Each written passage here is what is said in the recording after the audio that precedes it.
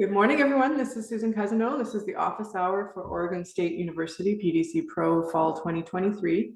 This is Zoom number 7, and the next lesson due is lesson 7, local ecology and site cross-section on January 29th, 2024.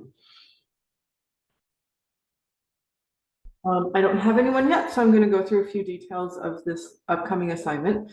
So this is the assignment rubric, which you can always find at the top of the assignment overview in the discussion, which I'm sure you're all familiar with by now. So this is the points breakdown. The local ecology survey is one that I've had some frustration from students because they put a lot of work into it and it's still only worth 4 marks. And that just follows the pattern. One thing I'd like to point out, I don't have a lot of students that break away from this, this pattern, this main diagram. But actually for a lot of us in a drier climate, this is not really an appropriate pattern. Like a lot more of us are in more of a grassland or like a coastal shrubby setting, like a chaparral. So when you scroll to the right, take a look at some of the other examples. I personally like this one, the semi-arid desert climax community, because I think it's much more appropriate for most of us, for most of the students in my cohorts. And I really like the layout of how it goes from like, you know, this set of plants to this set to this set, and it's kind of a general, like you can see more of the flow. Whereas I'm not totally, it's just this, I find this circular pattern, the circular flow that this lays out is a little more, it's less intuitive. So I do encourage you to take a look at the examples and use some of these if you'd like to, or this kind of a layout to give a different example, like a different visual layout of succession. Here's another one that students used. This again is like more of a full forest climax community, which some of you will have, like you might have like a pinyon pine forest or an oak woodland or like an oak pine woodland, kind of a mix. Especially in Europe, you might have like a hardwood succession into you could have a lot of different things. Won't give too many super specific examples, but just know, do some digging into what your local ecology is. And I personally think this sort of like left to right flow diagram works a lot better for some students. I hesitate to say most, but so just, take a look at those examples. You might find something that you like better if you're struggling with this circular pattern. It also gives you a chance to provide more photos, and you could actually substitute your own photos if your property is big enough, or from your surrounding area. I'm sure you could find some like completely disturbed sites that have been really cleared of all existing vegetation. If you go into some more naturalized areas or areas where there's been some restoration work done, you could find a late successional stage to work from. And that's all helpful. This is also quite subjective. Like succession can kind of proceed down a number of different pathways depending on how the ecology is supported as it's regenerating. If you've got, like say, grazing pressure, you might end up with more of like a grassland succession pattern. If it's really been left to its own, some semi-arid and like desert landscapes will get stuck into this like invasive weedy successional stage, which is very, very hard. It can take a very long time to get out of without introducing either some grazing or some like fire regime to introduce that disturbance back and kind of get it back onto the path that it's evolved into. So keep in mind that, really look at like what your landscape is telling you. Don't worry too much about like finding the model that it fits into, and just work on understanding better, what's going to flow next from where you're at, or from an original disturbance. Hopefully that helps. Okay, so bird species pattern, really focus on native species. Try to stay away from things like, the European starling, unless of course you are in Europe and the European starling is a native bird. Try to stay away from like the introduced species. So we've got tons, especially in like the north, I want to say northwest, the western US, tons and tons of native bird species to pull from. And these are just a few here. They've given them eastern meadowlark, indigo bunting, and brown-headed nuthatch, red-headed woodpecker, and black vulture. So for instance, in our area, where I'm in Southern California, you could use perhaps like a meadowlark or an eastern or western kingbird. Say's phoebe would be some. We do have western and mountain bluebirds, depending where you're at. Brown titmouse would be an example. Acorn woodpecker is a very good, very common species, but it is native. And then, I mean, a black vulture is another one. Oh, I scrolled through, looks like. Yeah, so you've got lots and lots of examples to pull from. Let me see, we've just got one other example to work from for students here. Also, like our hawks, we've got a Swainson's hawk, which is very widespread. There's another thing, if there's something that's like really specific to your area, that's a nice example to include. So like Swainson's hawk, red-tailed hawk, even the black vulture to a more or less greater extent is very, very widespread. So try to showcase some of like the more unusual species that you might get lucky to see.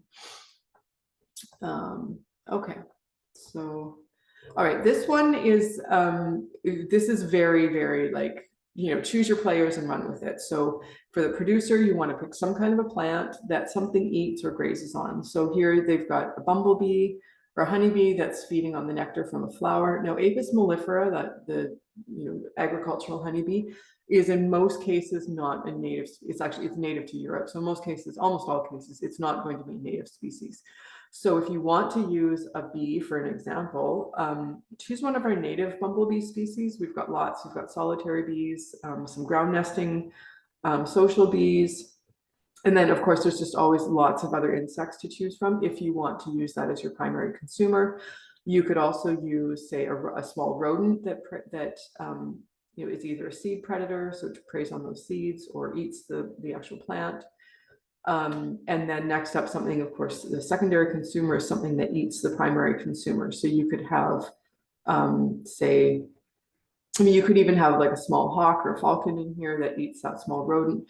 You could have a nice example would be you've got a small rodent, then you've got a snake, like a gopher snake, and then you've got a red-tailed hawk, for instance, that eats the gopher snake. They don't have to correspond to these species up here. Sometimes some students do that. You don't necessarily need to. It's nice to show where they fit in the pattern, but there's definitely no requirement. And then some sort of tertiary consumer is generally larger predator. So in this case, they've used a red fox. You might use a gray fox.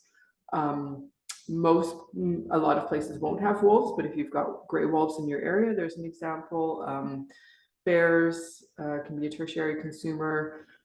Even like large predatory snakes are a good example in many ecosystems, especially in arid land ecosystems. You're going to be looking to smaller, much less common predators. So by definition, there's fewer and fewer of these as you move up the food chain, and there's like kind of energetic population number loss. So you've got lots and lots of producers, lots of primary consumers, quite a few secondary consumers, and then only a few tertiary consumers. That's how a very basic food chain works. So then, in terms of decomposers, you could choose like say one example would be like an earthworm. They've got a certain type of bacteria. Keep in mind, there are literally millions of soil bacteria, tens of thousands of which are named, and of course, hundreds of thousands of which are not. So you could have any type of soil bacteria you wanted to put in here. Just find like a decomposer. You can use the term saprophytic to look up decomposer bacteria specifically. And then you can use some sort of a fungi. Again, look up like saprophytic decomposing fungi. And that can be a picture of the actual mushroom that grows. It can be a picture of the mycelium. But you can find a common and the actual scientific name. So try to avoid just using like a general fungi. I think it's generally just the term fungi. You could use a family or a genus name if you don't want to go as specific as species. That's fine. And then something like an insect that consumes wood or debris or animal matter. So you could use like termites. earwigs are more of a predator, but like wood lice, the little sow bugs, pill bugs. Lots of little different, there's so many different things you could use here that are breaking down different biological matter. So like any kind of a soil insect.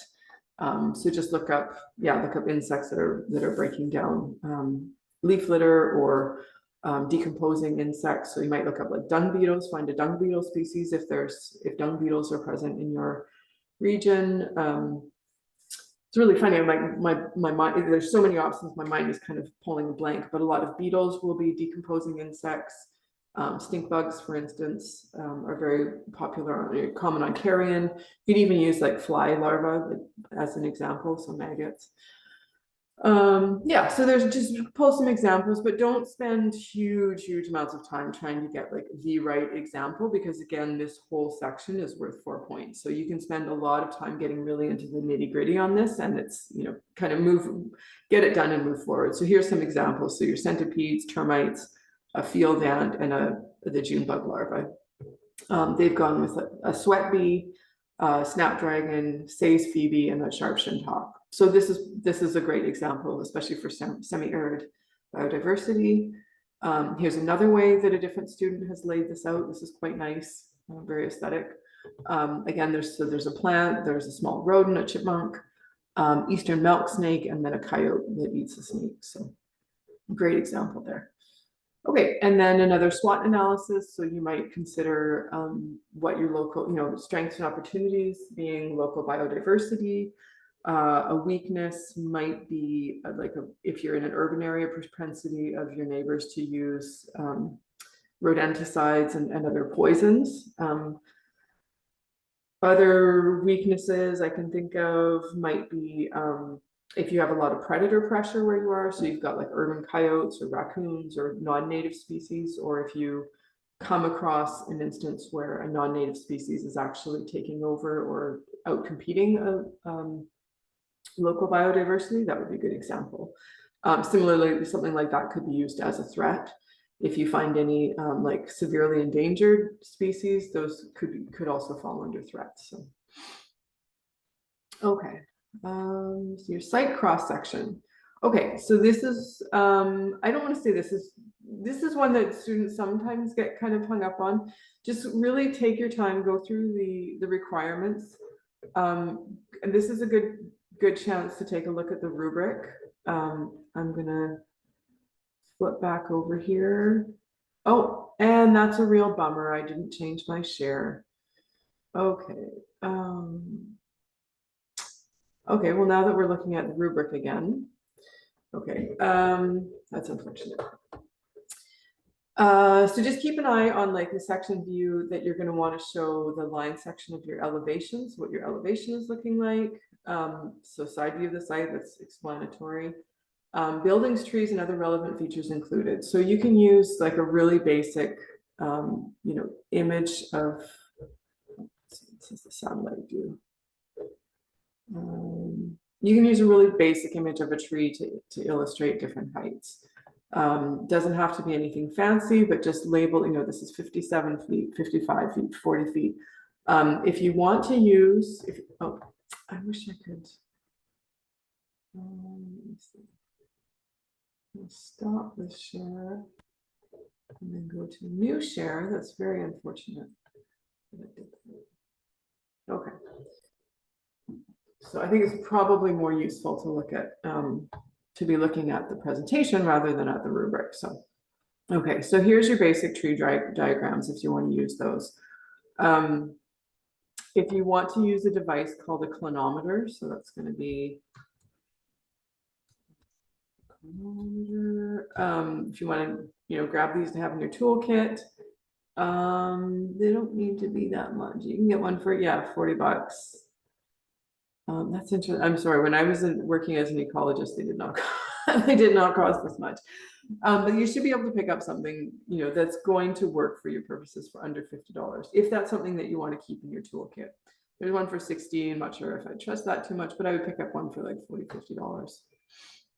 And then that gives you can get experience with measuring the height of trees and stuff. So here's what here's the line showing your elevation. So looking at the rubric, that's one point, but that's an important point to have. Okay, I'm going to have to pause for a moment. You get that to work with? Okay, all right.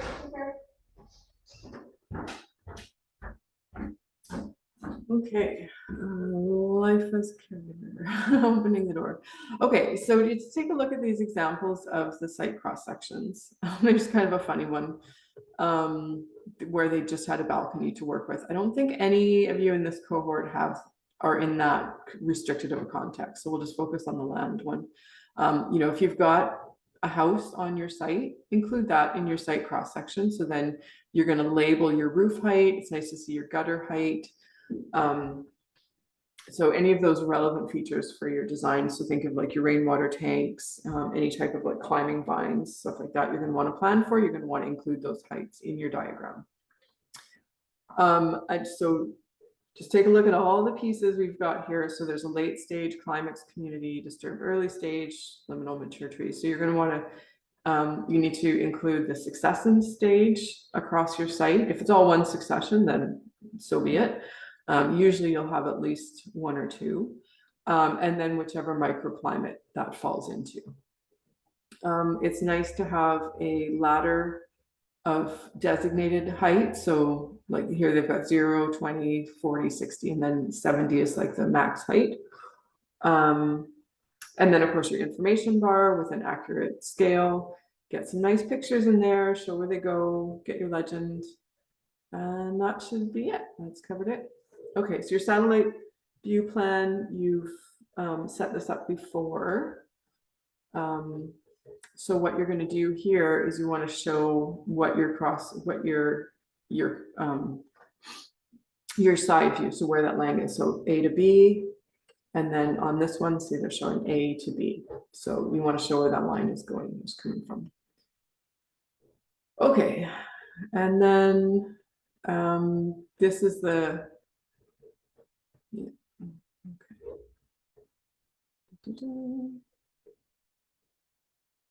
yeah, so this is just an example slide to show like another way you could do it, how you could put, I don't like it being overlaid over a grid, but you could, but just read on the sidebar here, it's for illustration purposes, but use any of the elements that you would like to use to pull out. So this can give you some ideas, if you want to use these like little brackets, arrows, that kind of thing. And then of course, delete it if you're not using it in your assignment.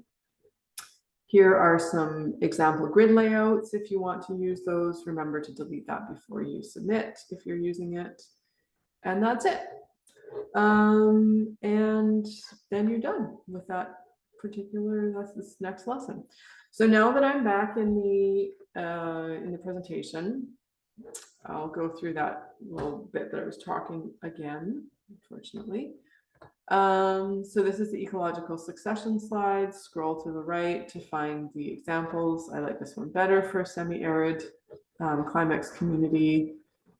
Here's another one. This is really by far my favorite, and I think this tells the story better of going from early to mid to late succession. Okay, and then bird species. I kind of talked through that. Pick ones that are local to your site. Definitely native species. And then here you're going to want to choose again specific species local to your area. You can use like earthworms, an insect decomposer, fungi, and some kind of bacteria. So do you get a species or at least a family or genus name, something specific in there. So no, I don't want to just see like soil bacteria, earthworms, fungi, and an insect, like kind of get into a specific example. Doesn't really matter too much what the example is, just as long as you're seeing that like there's a level of diversity there implicit in that decomposer chain. Okay, well, I don't have anyone here yet, so I'm going to close this out. And yeah, here we are. So if you have any questions, feel free to email me as always, or drop them into the lesson thread or the office hours thread. And Best of luck. All right, thanks. I'm going to stop the share, and then we're going to stop our recording. All right, everyone, have a good week.